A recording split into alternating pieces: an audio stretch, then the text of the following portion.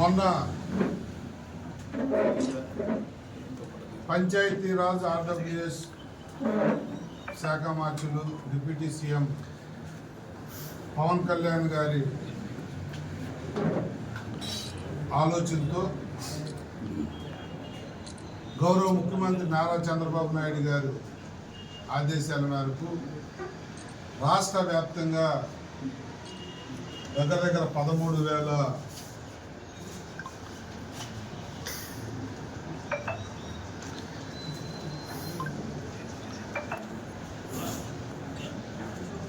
గ్రామ సభలు నిర్వహించి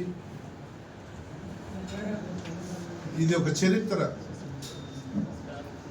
దేశంలోనే ఎప్పుడు కూడా రాష్ట్ర వ్యాప్తంగా ఒక్క పంచాయతీ కూడా మిస్ అవ్వకుండా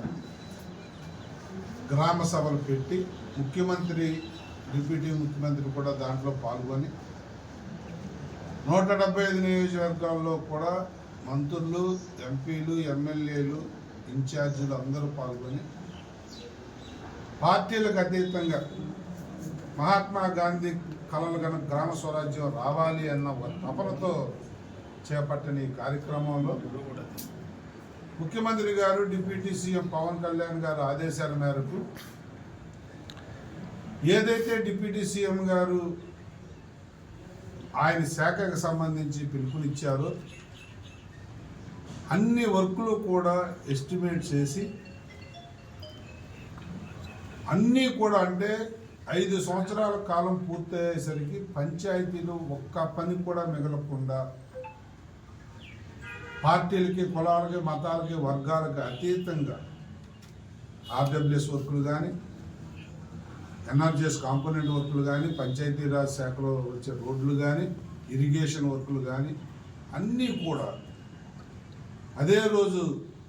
తీర్మానాలు చేయించి, ఆ రోజు ఎవరైనా ప్రిపేర్ అయ్యకపోతే నెక్స్ట్ డే తీర్మానాలు చేయించి దగ్గర ఒక్కొక్క నియోజకవర్గానికి 600, 700, 1000 కోట్లు ఎస్టిమేషన్లు అదే రోజు ఆ మరుసటి రోజు డిప్యూటీ సీఎం గారికి చేరే విధంగా ఆదేశాలు ఇవ్వటం, దాన్ని తూచా తప్పకుండా రాష్ట్ర వ్యాప్తంగా అమలు జరగటం జరిగింది. మన నియోజకవర్గానికి వచ్చేసరికి పెందుర్తి 15, సభవరం 24, పరవాడ 15 పంచాయతీలు మొత్తం 54లో 54 పంచాయతీలు కూడా గ్రామ సభలు జరిగాయి. ఆ రోజు మేమందరం కూడా పాల్గొన్నాం. మరి రమారవి 363 కోట్ల 39 లక్షలు ఎస్టిమేషన్స్ మన పంచాయతీలు తక్కువ, అర్బన్ పార్ట్స్ ఉండటం వల్ల పూర్తిగా రూరల్ బేస్డ్ ఉన్న నియోజకవర్గాలు చోడవరం, మాడుగుల, నర్సీపట్నం ఇలాంటి నియోజకవర్గాలు, పాయకరావుపేట ఇలాంటి నియోజకవర్గాలు అయితే 700, 600, 1000 కోట్లు కూడా వర్కులు వచ్చాయి. 363 కోట్ల 39 లక్షల రూపాయలు ఎస్టిమేషన్స్ వేసి పవన్ కళ్యాణ్ గారికి పంపించడం జరిగింది. మనస్ఫూర్తిగా పవన్ కళ్యాణ్ గారికి, ఉప ముఖ్యమంత్రికి, ముఖ్యమంత్రి గారికి ధన్యవాదాలు తెలియజేస్తా ఉన్నాం. ముఖ్యమంత్రి గారు ఈ రాష్ట్రం పట్ల ఆయనకున్న విజన్కి, పవన్ కళ్యాణ్ గారు ఈ శాఖకు మంత్రి అయిన తర్వాత ఒక చెయ్యాలన్న ఒక గ్లామర్ తోడే 5 సంవత్సరాలు తిరిగేసరికి పంచాయతీలన్నీ కూడా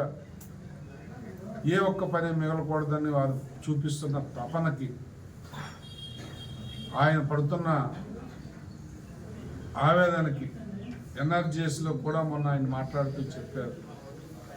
ఎంత ఫండ్ బైపాస్ అయ్యింది, ఎంత మిస్యూజ్ అయ్యింది,